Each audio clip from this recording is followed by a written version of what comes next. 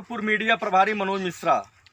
इस समय हम बहलगंज ब्लॉक के अहिरौली में उपस्थित हैं, जो कि हम यह देखना चाहते हैं ग्रामीणों में इनका रुझान किसके तरफ है और कौन नेता इनके लिए क्या किया है। क्योंकि देखा गया है चिल्लू पार में कुछ नए चेहरे भी आ रहे हैं और कुछ पुराने चेहरे भी हैं। इसके विषय में यह जनता निर्णय लेगी कि हमारे लिए कौन बेहतर था और कौन बेहतर रहेगा। चाचा जी, हमारे चैनल के माध्यम से अपना नाम बताएं। तूफानी प्रसाद गौतम। आप क्या करते हैं? हम रिटायर हैं SBI से। बड़ी अच्छी बात है, जो कि आप बैंक में काम करके रिटायर्ड हैं।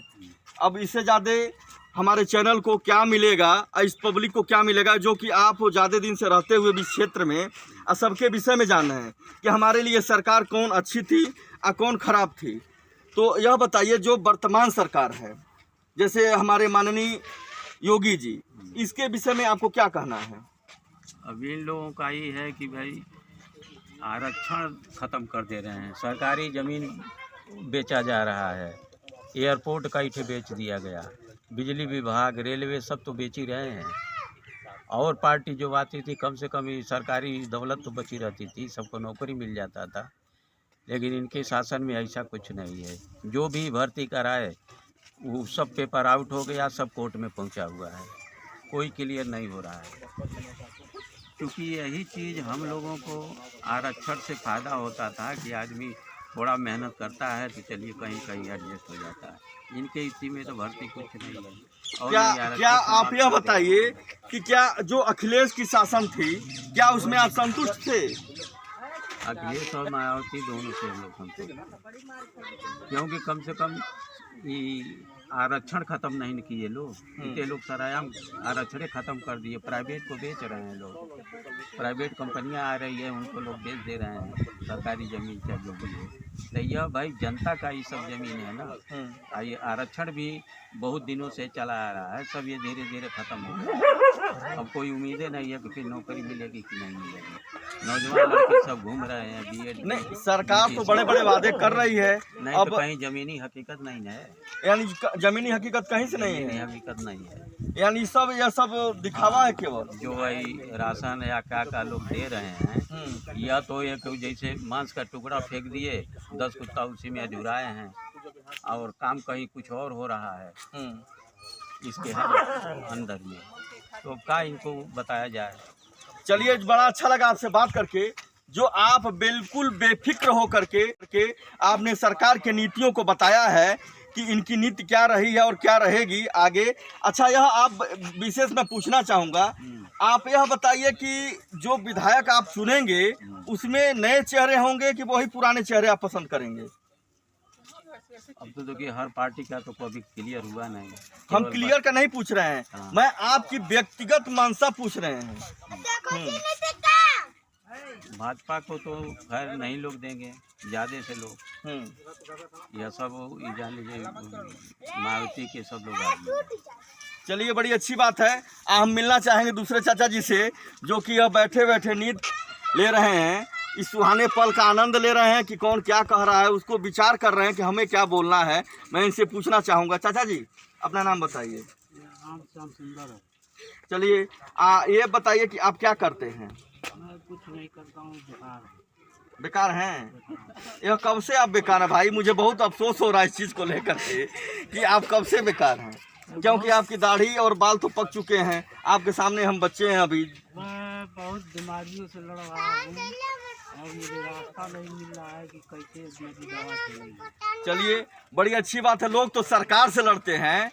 चाचा जी की ये महानता है कि शुरू से ही बीमारियों से लड़ रहे हैं। आप बीमारी से लड़ते लड़ते आप कहाँ तक हासिल करते हुए पहुँचे हैं? एकदम लाख के चल रहा है, न जीने में चल रहे हैं न मरने में चल रहे हैं। बस समझ लीजिए कि मेरी आर्थिक स्थिति एकदम कमज़ोर है और जो मैं चल नहीं पा रहा हूँ। मैं ये बताना चाहता हूँ अच्छे अच्छे नेताजी लोगों से जो चुनाव लड़ रहे हैं, कृपया, यह मैं घूम के देख रहा हूँ हरजन बस्ती में, आप लोगों से जितना हो सकता है उतना कम से कम लोगों के बीच में पहुँच करके यह पूछिए कि कितनी किसकी आर्थिक स्थिति खराब है, उसमें मदद करने का एक काम कीजिए। क्योंकि यह लोग अमूल्य आपको वोट देते हैं तो इसलिए देते हैं इनके पीछे आपका स्वार्थ होता है कि जिस नेता को हम मीडिया जहां पहुंच रही है अपनी बातों को लोग रख रहे हैं कि हमारी सरकार की मंशा क्या है और सरकार जो आएगी उसके विषय में क्या मंशा है। अब मुझे बहुत अच्छा लग रहा है कवरेज करते हुए जो लोग बिल्कुल बिंदास होकर के बोल रहे हैं मीडिया के सामने कि कौन अच्छा था कौन खराब है, किसकी सरकार अच्छी थी, किसमें हम लाभार्थी हुए कि नहीं हुए। डाबरा समाचार से मनोज मिश्रा। आगे नहीं बढ़ाएंगे, आगे आप ये बताइए इस सरकार में आप कहाँ तक लाभार्थी हुए हैं? कहाँ तक लाभार्थी हुए सब दुखिए कहा इनके रहते हुए। ए चाचा देखो, जब लोग कमेबो नहीं खैबो नहीं, ठीक है, तो हर सरकार में कैसे सब कुछ खुद को पाई? कहाँ से करेंगे? फिर जब सब रोजगार बंद हो गया, सब कुछ धंधा बंद हो गया, तो फिर कहाँ से? तो वह तो हम पूछो तानी भाई, आपके हम अखिलेश जी का भी हमने बात रखा है, क्या उसमें आप खुश थे? पहले अखिलेश थे तो फिर दुनिया भर का काम मिलता था, गारा माटी सब कुछ मिलता था। इनके राज्य में तो सब कुछ बंद कर दिए। अरे इनकी किस्मत ये कहिए तो अलग की बात है, मैं किसी पक्षपात से नहीं बात कर रहा हूँ।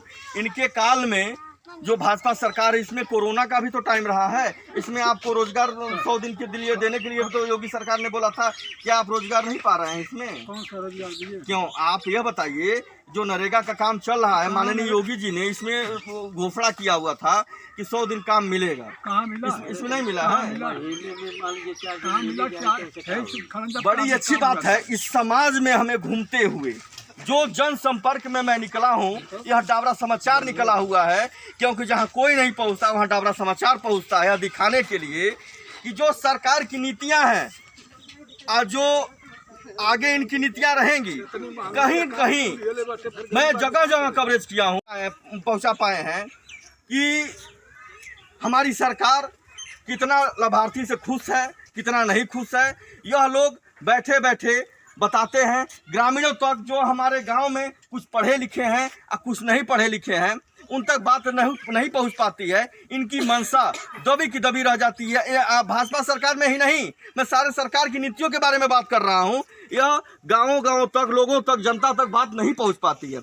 मैं इसी बात को आगे बढ़ाते हुए एक भाई साहब जो हमारे इच्छुक हैं, या दूर से ही देख रहे थे भाई साहब पता नहीं हमारे पास आएंगे कि नहीं आएंगे, इस देखते हुए मैं भाई इसके पास पहुंच रहा हूं, इनके पास इनसे मैं नाम पूछना चाहता हूं। भाई साहब आपका नाम क्या है?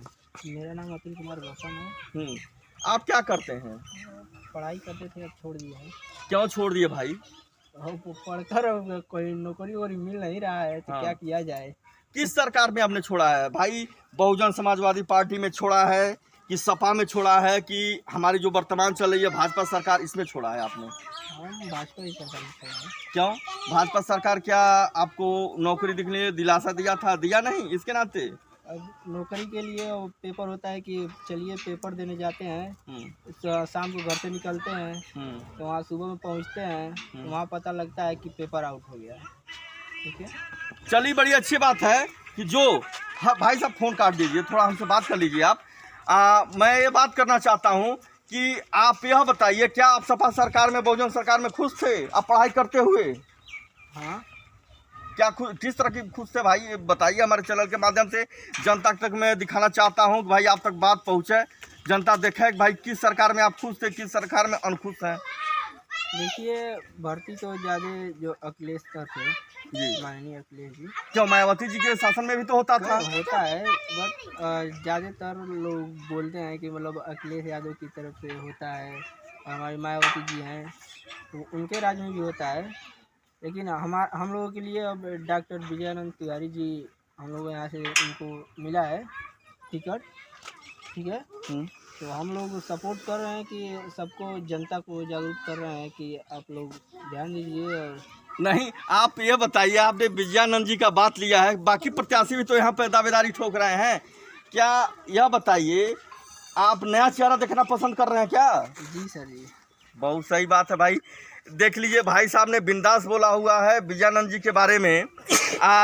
इन्होंने बेफिक्र होकर के बात किया, क्योंकि मैं ये देख रहा हूँ जनता का रुझान कि मीडिया जहाँ पहुँच रही है अपनी बातों को लोग रख रहे हैं कि हमारी सरकार की मंशा